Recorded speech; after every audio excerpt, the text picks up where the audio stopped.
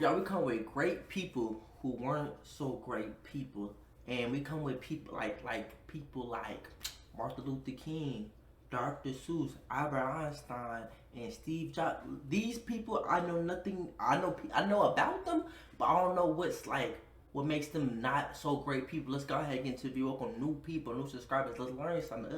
Aspire to achieve, whether that be through the skills we develop or the impact we have on others. We all have something in our lives that we wish to be great at. But there's a level of greatness that some of us achieve that goes far beyond what we expect from most people, where they make such a significant contribution to the world that we as a society have decided that these are the figures who are great enough to be taught in school, great enough to be quoted, and great enough to be revered in our collective conscience. But in the process of venerating those who did great things, we often fail to learn the full picture of who they are as people, only learning the good, but not the bad or ugly side of them, allowing us to succumb to the halo effect, the error we make when a person's achievement allows us to be blind to everything else about them. Now, to clarify, my intention is not to discredit their actual achievements, nor am I interested in canceling anyone. Why was people going around damaging art? Can somebody explain that to me? I remember when y'all was doing it. Why was y'all doing that? What was the meaning behind it? I'm also not going to mention things people did that were unsurprising for their time, because applying today's expectations on the people of yesterday makes absolutely no sense. Most people in human history were probably racist, or sexist, or homophobic, or whatever else you can think of. So I'm not really interested in virtue signaling about how someone 100 years ago said something problematic. However, if what they did contradicts what made them great to begin with, that's fair game. And so, I present to you great people who weren't great people. I like this. Come on, let's get to it. We'll start with pissing off an entire nation of fake accents by talking about Sir Winston Leonard Spencer Churchill, or just Churchill, better known as that guy who defeated Hitler. To this day, the British consistently regard him as one of the greatest Britons to have ever lived. And if all you know about Churchill are his achievements as the UK's leader against the Nazis, you'd probably feel the same way. But here's the hard truth. If it wasn't for World War II, Churchill would have been remembered for much worse. And that's being generous, since he likely wouldn't be remembered at all. Despite being one of history's most staunch opponents of the Nazi regime and its hateful ideology, he had surprisingly similar views that a racial hierarchy existed, believing that white Protestants were at the top, followed by white Catholics, then Indians, and then Africans. Apparently the other races didn't matter enough. Again, I'm not interested in bringing up all his comments if those ideas were mainstream. But even during that time, his views on racial supremacy... Hold on, I gotta read this comment. I don't even think that black people are as capable or as efficient. To justify British imperialism were considered to... Bro, I'm sorry, bro. I just want to read these. I hate people with slit eyes and pigtails. I don't like the look of them. Or just... Damn. I gotta do my research, bro. Again, I'm not interested in bringing up all his comments if those ideas were mainstream, but even during that time, his views on racial supremacy to justify British imperialism were considered to be fringe and extreme. As late as 1955, 10 years after defeating the Nazis, he reportedly suggested the phrase, "Keep England white," as a good slogan to use against immigration. But perhaps the worst stain on Churchill's legacy is his action, or rather, lack of action, during the Bengal famine of 1943. While British officials begged for food supplies to be directed for India, Churchill and his cabinet ordered 170,000 tons of wheat from Australia to be transported to Europe in order to build a stockpile for European civilians. Let me say that again. He ordered food to pass by millions of starving people. You know how wild? That's so petty. That is beyond petty. He's like, damn, these niggas really hungry. Yeah, let me get a whole pile of just wheat, and we just gonna ship it past it. That's crazy. Who were his British subjects at the time, in order to be used for storage in Europe. But this isn't terribly surprising, given that he once said, I hate Indians. They are a beastly people with a beastly religion. As well as blaming the famine severity on his view that Indians breed like rabbits. By the time he finally approved for food to be sent, up to 3 million people were already dead. Lastly, the man hated Gandhi with a passion, since he represented a largely peaceful movement advocating for Indian independence. Consistent with earlier points about his belief that certain races were inferior. Okay, I gotta see this. So it goes British, Northwestern and Central Europeans, Southern Europeans, Eastern, Western European, Asians, and damn, we always at the goddamn bottom. We always at the bottom. We always at the bottom, man. We can't win. We can't win. Oh my god, bro. Bro, like, is there any part of history where we win, bro? Like, Jesus, my god. To others and his general disdain for India, Churchill was and I'm laughing, but it's like a trauma response, cause it's like, bro, like really, like why we always at the bottom, man? Like, damn, like people be looking at us like we like at the bottom of the barrel still to this day. I seen like a lot of people, but it's like there's still like some people that consider us like crazy. Like look at like black people beyond crazy. But I'm not finna get into that subject today unless it gets brought up. Completely against any form of self-determination for Britain's colonies, and actively wished for Gandhi and his movement to die in failure. Now that I've pissed off the English and made goodwill with the Indians, it's time to burn the bridge with my fellow Indians and talk about Gandhi. This man has been rightfully celebrated by India for helping to bring about the country's independence from the United Kingdom, and he's admired internationally for his use of non-violent activism. But despite his lifelong battle against the oppression of Indians by the British Empire, he didn't seem to mind knowing that the same empire was also oppressing Africans, referring to them as savages, half-heathen natives, uncivilized, and dirty like animals. How someone can have those beliefs about a group of people, but also insist that those beliefs don't apply to his own group is baffling to say the least. It would be a bit like him saying, "Hey Britain, you need to stop viewing Indians as dirty, uncivilized people, and give us independence." Oh wait, you meant the Africans? Yeah, I totally agree with you then. Gandhi also had some... You slick dog. You a hypocrite, bro. Like, what? Disturbing ideas about sex. He would conduct so-called tests on his celibacy in order to determine his self-control. To him, lust was an enemy that needed to be destroyed, and he somehow concluded that the best way to defeat it was to sleep with naked teenagers, who were more than half a century younger than him. Despite all these shortfalls of Gandhi, he helped to inspire younger generations throughout his lifetime, convincing leaders around the world to use nonviolent means to advocate for their causes, with one of them being our next great person, Martin Luther King Jr., revered for his powerful and inspiring speeches Damn, this shit look good as hell. Boy, y'all did some color grading? protesting the injustices black people faced in America. MLK is rightfully at the top of many lists when it comes to history's greatest people. But if there's one thing confirming that he's still just a human, it was women.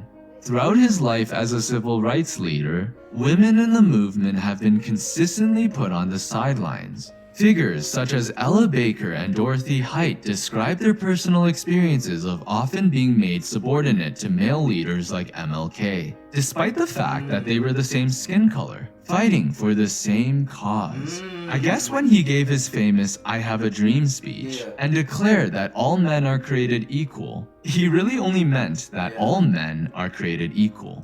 And he wasn't much better with women in his personal relationships either, having been a serial cheater to his wife up until his assassination.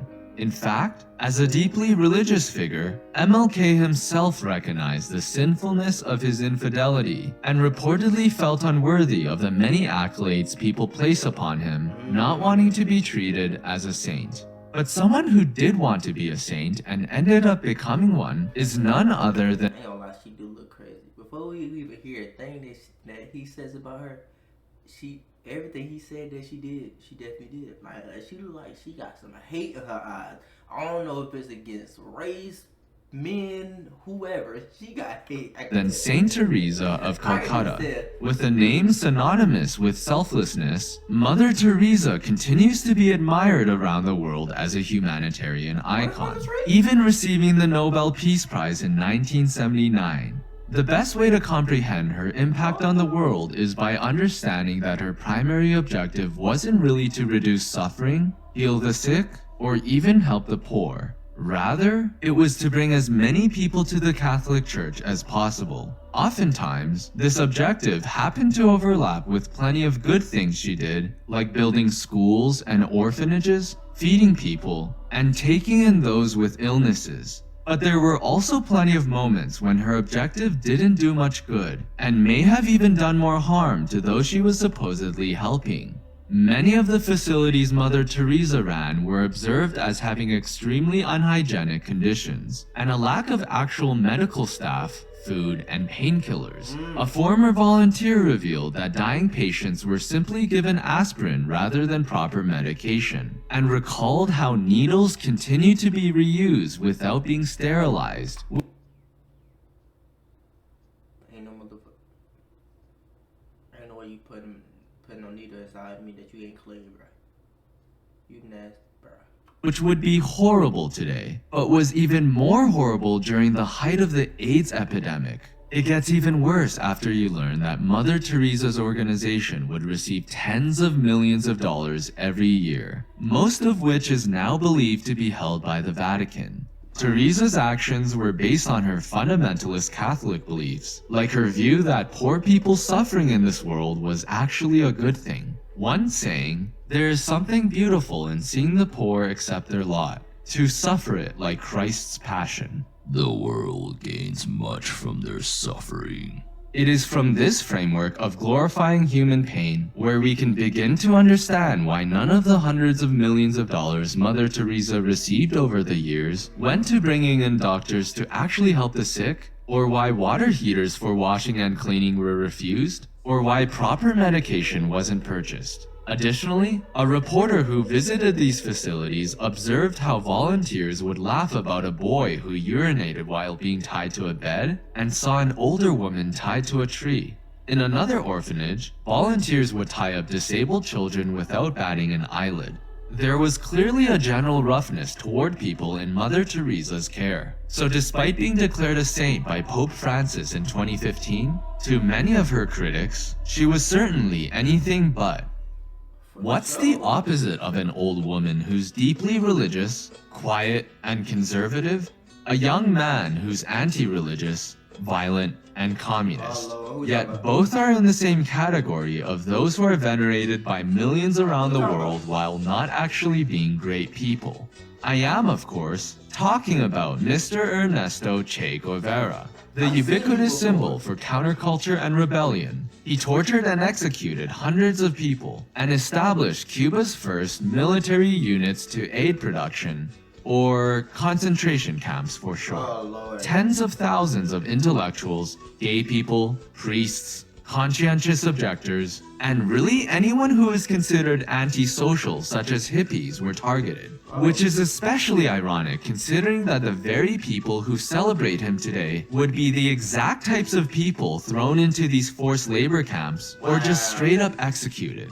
Despite having the supposed morally superior ideology. What the hell did you throw up on my screen? What did you just throw up on my screen, my boy? What the nigga, give me a warning or something, my nigga, damn. Che referred to gay people as sexual perverts, Mexicans as a band of illiterate Indians, and black people as those magnificent examples of the African race who have maintained their racial purity thanks to their lack of affinity with bathing. Tired shit. Quite the progressive icon.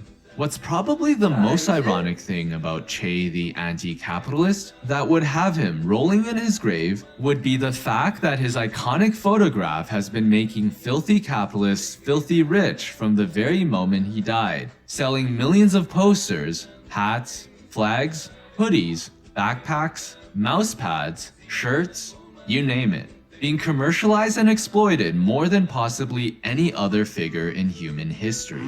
Today, his rock star image to most people makes him less Lenin and more Lenin, which, More speaking Lenin. of the devil, What?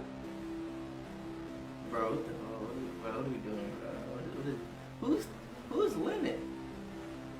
I know you're talking about Steve Lennon, but what does he do?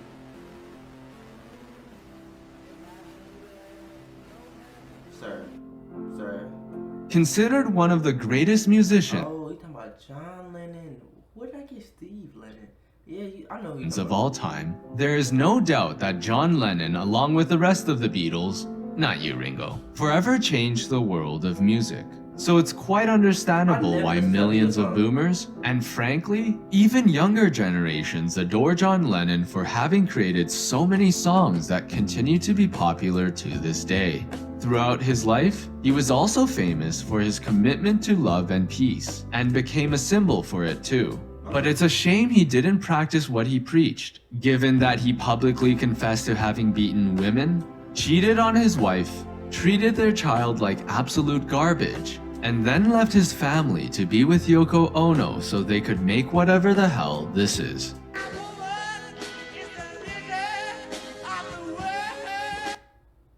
That woman's a what?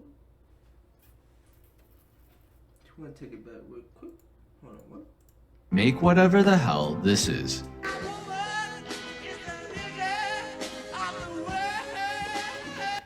Why is it always us?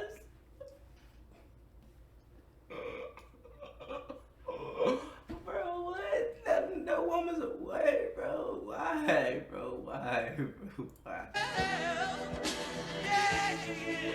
If you don't believe it, take a look at the one you win.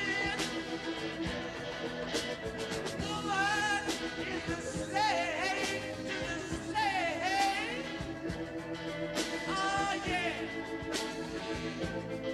You better scream about. Perhaps this is why he found it easy to imagine there was no heaven. He probably didn't expect to enter it anyways. But he's far from the only great person to have treated his significant other like crap. Take JFK for instance, Really? a president beloved by I was Americans about that. from both the I was left heard about and things right. like that. Something that is impossible for any of our politicians today. And sure, part of it is the simple fact that JFK was young, attractive, and assassinated. Comparing that to the two candidates we currently have, where both of them are not young, not attractive, and not assassinated. But an even bigger reason is that we now live in a world where every issue, person, and news story is polarized to such an extent that people will have completely different facts on a subject based on where they get their sources from. Take, for instance, the story about Robert Kennedy Jr.'s Super Bowl ad for his presidential campaign that was very similar to an ad from his uncle, JFK, back when he was running for president. With Ground News, today's sponsor, I can Sir. see how there's a blind spot on. Sir. I was interested. What? Back to JFK, the president we all know and love who was killed by... Insert your favorite theory here. But he's also the president who is too busy cheating on his pregnant wife while partying in Europe to bother coming back home as she gave birth to their child, who ended up being stillborn. Wow. Guess who wasn't much better? Dr. Seuss, the man we all know and love for creating This racist ass nigga. This nigga racist. classic children's books like The Cat in the Hat, Green Eggs and Ham. Ooh, okay, not that one. What's this one called? What's this one? No. We can zoom past this. Honorable fifth column. Waiting for a signal from home. What is this one? Somebody tell me what this one is. If y'all know, down in the comments, bro, let me know what this one is. Ooh, okay, TNT. not that one. Why you have- Wait, not that one either. Take home a high grade.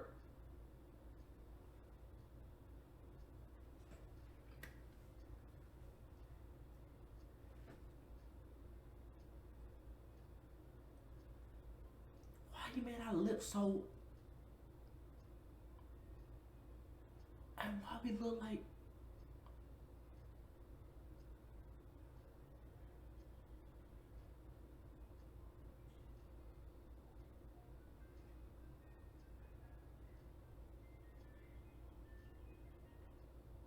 What the fuck? How the Grinch Stole Christmas, The Lorax, and so many other stories. But even he, the man whose books touched the childhoods of every generation going all the way back to the boomers, reportedly had an affair, drove his wife of 40 years to suicide, and then married the new woman just 8 months later. Steve Jobs, or as I called him in my previous video, Steve Apple, is considered to be one of the greatest figures in the world of technology, putting aside the fact that he was more of the marketer rather than the creator for these Apple products we know and love. Wow. Regardless, in many aspects of his life, he was just a straight up bad father, partner, friend, boss, and well, person. From the beginning of his career, Steve Jobs tricked his fellow Apple co-founder Steve Wozniak into working day and night on a project for Atari by imposing an unnecessarily stressful deadline. They agreed to split the payout 50-50, but when Atari paid Jobs $5,000, he claimed they only received $700, and so gave his friend $350, who later cried when he found out about it. He also refused to provide his most loyal employees with stock options, which prompted the better Steve to try to do the right thing by giving the money out of his own personal share. Outside of being a terrible boss at Apple, Steve Jobs refused to pay a single dollar in child support for his daughter, and forced his partner to clean houses and live on welfare in order to raise their child. This is all while he was a multi-millionaire, and it wasn't until he was legally forced to provide payment when he finally gave in. On top of all that, he continued to publicly deny that the child was his, even after paternity tests proved that you are the father.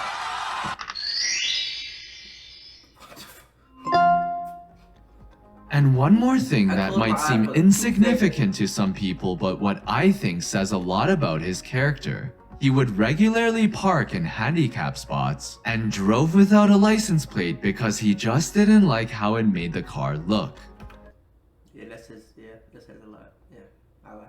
Yeah, just pure narcissism at its finest. So at this point, it seems clear that being smart doesn't prevent people from making stupid decisions. Even Albert Einstein, whose name is now synonymous with genius, had serious flaws as a person.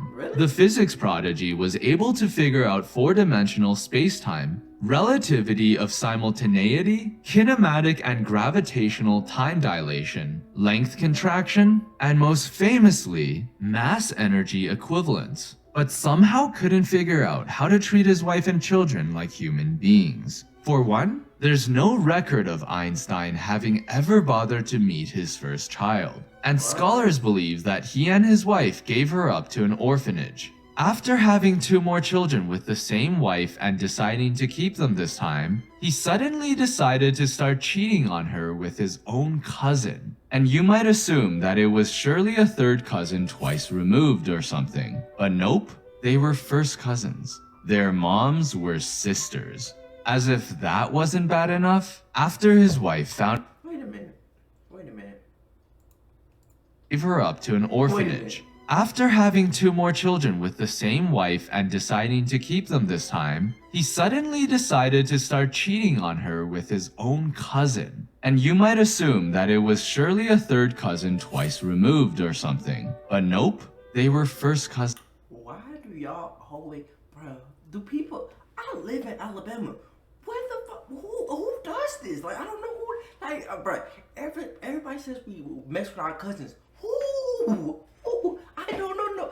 No, well, maybe if they did, they wanted to be like so open with it. But I don't. What the fuck? Cousins. Their moms were sisters. As if that wasn't bad enough. Alabama got the most worst rep, bro. Like, bro, what? Like, how? Like, why? Why is he known for that? Like. After his wife found out about the affair, she felt it was still better that Einstein stay with her for their 2 children, but he forced her to accept the following conditions. My clothes are kept in good order. I am served 3 meals a day in my room. We will have no personal relations or affection unless we're out in public to keep up social appearances. And you must leave my bedroom or study immediately when I ask you to. In other words, he told her, clean and organize my clothes, make me breakfast, lunch, and dinner, do not touch me, and shut up and leave whenever I feel like it. To add insult to injury, he would describe his wife as an unfriendly, humorless creature, writing, I treat my wife as an employee whom I cannot fire. She ended up having a nervous breakdown after he decided to still leave her and their 2 children and marry his first cousin. Now, one might have hoped that at the very least, he found his true love in his cousin and remained faithful to her happily ever after. But nah. If anything, he had even more affairs with women during his second marriage than his first.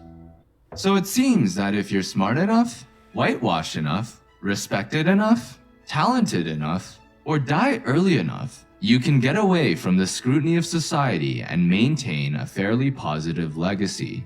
Look, I'm not saying that we need to invalidate people's meaningful achievements just because they also did awful things. And I'm certainly not telling you to buy an Android or listen to the Beach Boys or be racist. Being a great person and being a great person are 2 very different things. But what's unfortunate about this world is that too often we only seem to admire one of them when we should be celebrating both.